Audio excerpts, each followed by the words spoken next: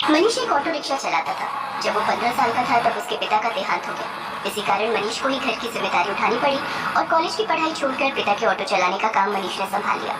मनीष की बड़ी बहन सुलेखा की शादी में जो उसके पिता ने कर्जा लिया था, उसे उतारने के लिए मनीष ने अपना घर भी बेच दिया और माँ के साथ किराए के घर में रहने लगा। मनीष की बड़ी बहन अपने ससुराल में खुश है। इस बात की उसे बहुत तसल्ली है। माँ, सुलेखा दीदी का मेरे मोबाइल पर फोन आया है, तुम बात कर लो, फिर मैं ऑटो लेकर काम पर निकलता हूँ। हेलो सुलेखा दीदी, ये लो माँ से बात करो। हाँ बेटी, अपना ध्यान रखा कर, खूब खाया पिया कर, इससे बच्चे की सेहत पर अच्छा असर होगा। अब बस यही इच्छा है कि जल्दी से मैं नानी बन जाऊँ और मनीष मामा।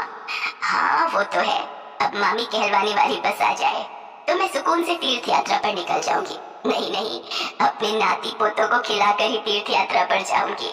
माँ, बस मनीष के लिए अच्छी सी लड़की ढूंढ लो जो घर संभाल ले। माँ, मुझे देर हो रही है, बाद में बात कर लेना।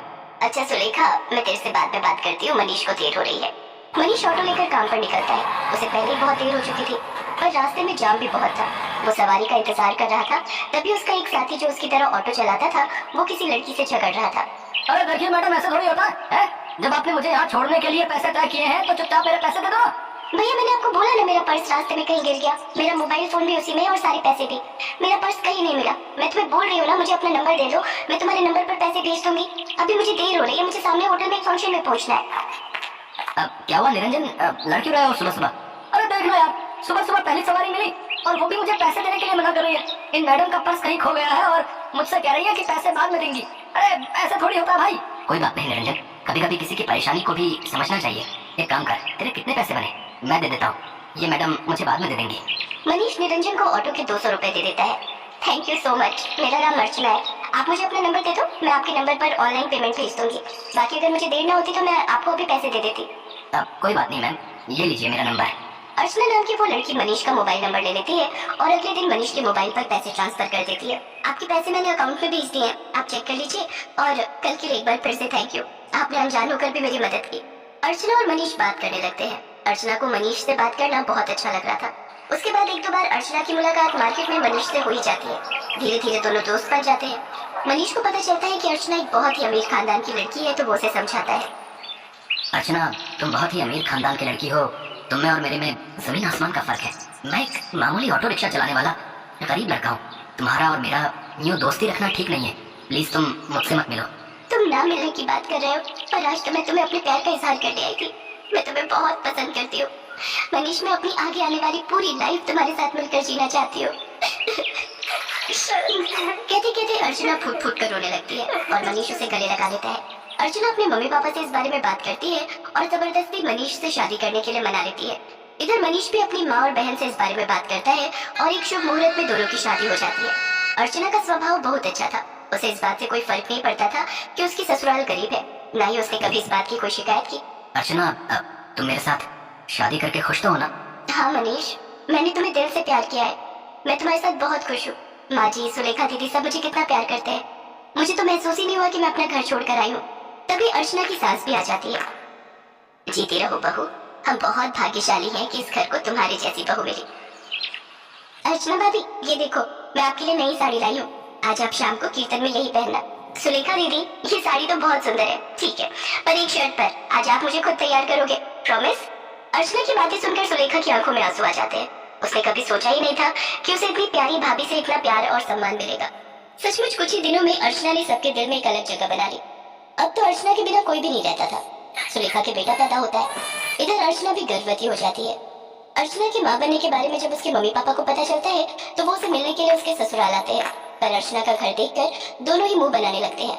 अर्चना, तुम अपने मम्मी पापा के पास बैठो, रसोई से चाय और नाश्ता मैं ले आती हूँ। क्या बात है अर्चना, तुम इस हालत में भी घर के काम खुद ही करती हो? तुम्हारे घर में कोई नौकर चाकर नहीं है क्या? कैसी बातें करती हो ललिता, तुम जानती भी हो तुम्हारी बेटी किस घर में ब्याही है। यहाँ 2 वक्त की रोटी खाने के लिए भी सोचना पड़ता है। एक टाइम की सब्जी दूसरे टाइम खाते होंगे ये भला क्या नौकर चाकर रखेंगे? नहीं पापा, ऐसी कोई बात नहीं है। माँ जी और मनीष ने तो मुझे कई बार कहा है कि मैं घर में कोई काम वाली रख लूं, पर पूरा दिन मैं घर पर होती हूँ, मेरा भी मन नहीं लगता और फिर मैं तो कुछ भी नहीं करती। सारा काम माँ जी ही करती है, मुझे उठने ही नहीं देती।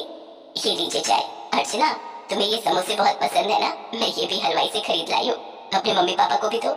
नहीं नहीं, मैं ऑयली फूड कम खाती हूँ। और अर्चना, तुम भी ये सब मत खाया करो, तुम्हें इस टाइम में जूस फ्रूट्स ये सब लेना चाहिए। बहन जी, आप तो समझदार हैं, ये समोसे वगैरह ये सब बहुत नुकसानदायक है। मम्मी आप मेरी टेंशन मत लो, माँ जी मेरा पूरा ख्याल रखती है।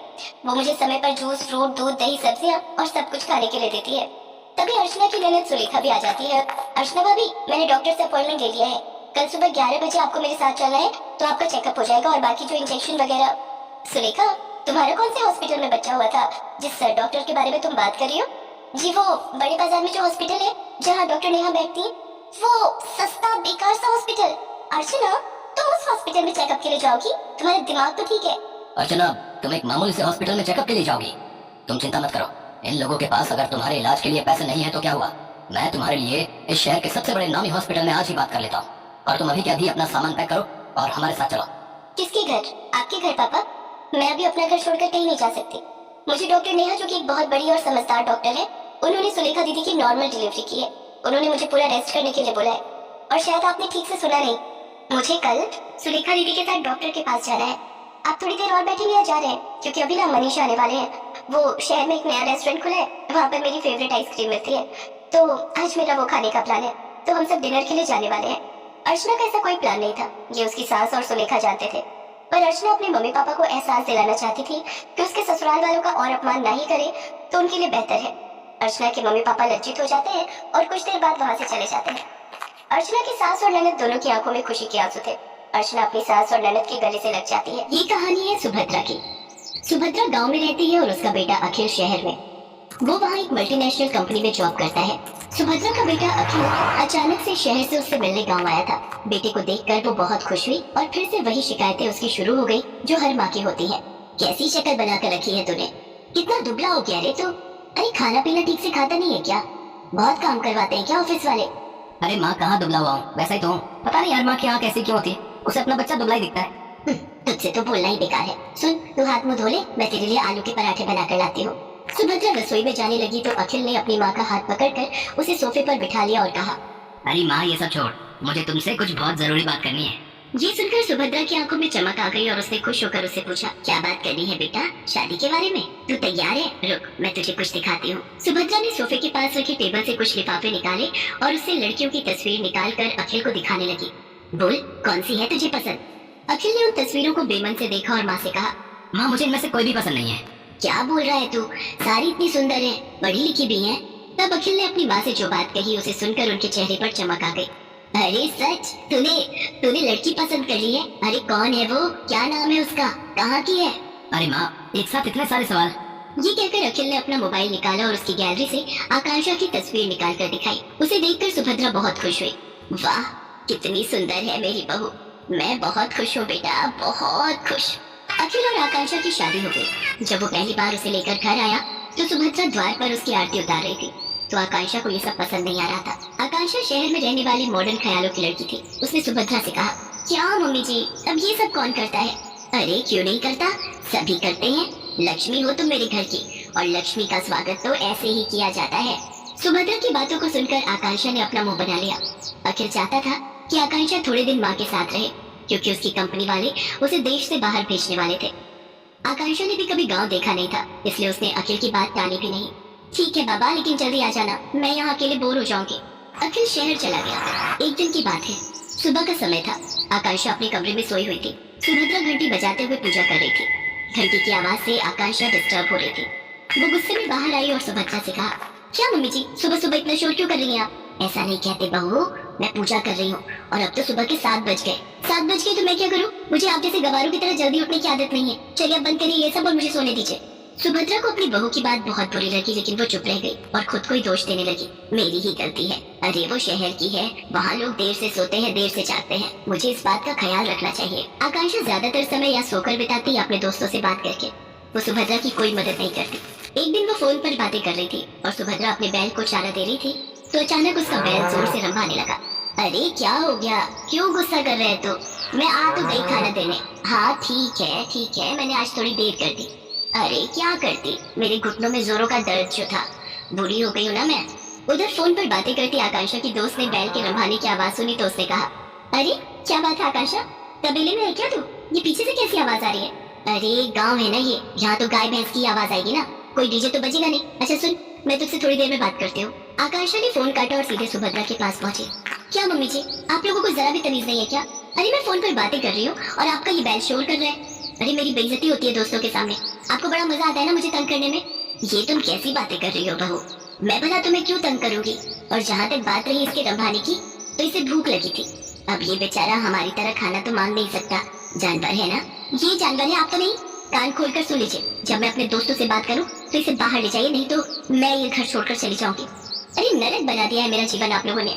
सुप्रिया फिर से खामोश रह गई। एक दिन जब वो गोबर से घर का आंगन लीप रही थी तो आकांक्षा फिर से नाक बंद करके टमटमाती हुई बाहर आई और गुस्से में सुप्रिया से कहा, क्या है मम्मी जी ये? क्या है? पूरे घर में आपने बदबू फैला दी है। बहू गोबर है ये, पता है कितना पवित्र होता है? घर में कीटाणुओं को प्रवेश नहीं करने देता ये। अरे क्यों मेरे पीछे पड़ी हैं आप? नहीं चाहिए मुझे अपने घर में गोबर वोबर। जब मैं चली जाऊंगी तो करते रहना ये सब। बिल्कुल गवारों के बीच में छोड़ कर गया ये आखिर। कंपनी वालों ने 2 महीने की ट्रेनिंग और बढ़ा दी उसकी। 2 महीने इस गांव को और झेलना पड़ेगा मुझे। सुप्रिया आकांक्षा की किसी बात का बुरा नहीं मानती, वो उसे बहुत प्यार करती थी। एक दिन की बात है, सुप्रिया ने आकांक्षा से कहा, बहू आज कुछ लोग तुम्हें देखने के लिए आ रहे हैं। वो क्या है ना कि ये लोग शादी में नहीं आ पाए थे मुझे देखने। अरे मैं क्या कोई नुमाइश की चीज हूँ जो मुझे देखने आ रहे हैं? सुनिए, उन लोगों को मना कर दीजिए, मुझे किसी से नहीं मिलना। आकांक्षा बार बार सुप्रिया का अपमान करती और बार बार उसे जड़ी कटी सुनाती, लेकिन सुप्रिया अपनी बहू को कुछ नहीं कहती। उसे हमेशा यही लगता कि बहू शहर की है, वहाँ के तौर तरीके अलग होते हैं, उसे वो बदल नहीं सकती। एक बार की बात है, सुप्रिया कुछ दिनों से बहुत बीमार थी। उसका बुखार उतरने का नाम ही नहीं ले रहा था, लेकिन आकांक्षा को इन सब बातों से कोई फर्क नहीं पड़ता था। एक दिन आकांक्षा छत की बाउंड्री के पास खड़ी होकर अपने दोस्तों से बातें करते हुए और अपनी सास की शिकायत करके अभी फोन रखा ही था कि तभी न जाने कैसे उसका पैर फिसलता और वो छत से नीचे गिर पड़ी। आह! आकांक्षा की आवाज सुनकर सुप्रिया भागी भागी बाहर आई। उसे देखा कि आकांक्षा जमीन पर गिरी तड़प रही है। बहू बहू, अरे ये कैसे हो गया? आकांक्षा लहूलुहान हो गई थी। गांव में अस्पताल 4 किलोमीटर दूर था। सुप्रिया को समझ नहीं आ रहा था कि वो क्या करे। तभी उसे अपने बैल के रंभाने की आवाज आई। सुप्रिया ने अपने बैलों को तुरंत बैलगाड़ी में जोड़ा और अपनी बहू को उसमें डाला और खुद ही बैलगाड़ी चलाकर अस्पताल की ओर जाने लगी। जल्दी चल और जल्दी चल, मेरी बहू को जल्दी से अस्पताल पहुंचाना है। दोनों बैल पूरी तेज गति से भागने लगे। कुछ देर बाद ही वे सभी अस्पताल पहुंच गए। आकांक्षा की गंभीर हालत देखकर डॉक्टर ने उसे तुरंत एडमिट कर दिया और उसका इलाज शुरू कर दिया। कुछ देर बाद डॉक्टर ऑपरेशन थिएटर से बाहर आए। अब आपकी बहू की हालत में सुधार है। अगर आपने उसे लाने में जरा भी देर की होती तो कुछ भी हो सकता था। जब तक आकांक्षा अस्पताल में रही, सुप्रिया न रात को सोती न दिन को। वो सारा समय उसके सिरहाने बैठी रही, उसकी किसी भी जरूरत को तुरंत पूरा करती। आकांक्षा को पता लग गया था कि सुप्रिया किन परिस्थितियों में और कैसे उसे अस्पताल लेकर आई थी। उसे अपनी हर पुरानी बात आज याद आ रही थी और उसे पश्चाताप हो रहा था। माँ जी, मुझे माफ कर दीजिए, मैंने आपके साथ कितना बुरा किया। क्या नहीं कहा आपको, लेकिन आपने मेरी जान बचाने के लिए क्या कुछ नहीं किया। मेरी गलतियों के लिए माफ कर दीजिए। अरे कोई गलती नहीं की तूने, तू ठीक हो गई बहू, बस मेरे लिए यही सबसे बड़ी बात है। तभी आकांक्षा को बैल के रंभाने की आवाज आई। वो उस आवाज को सुनी रही थी तभी। पता है तू यहाँ बीमार है तो मेरे दोनों बैलों ने भी खाना पीना छोड़ दिया है। वो अस्पताल के बाहर ही खड़े रहते हैं। सच कहूँ तो वो ना होते तो पता नहीं मैं तुम्हें कैसे अस्पताल लेकर आती। सुप्रिया की बातों को सुनकर आकांक्षा की आंखों से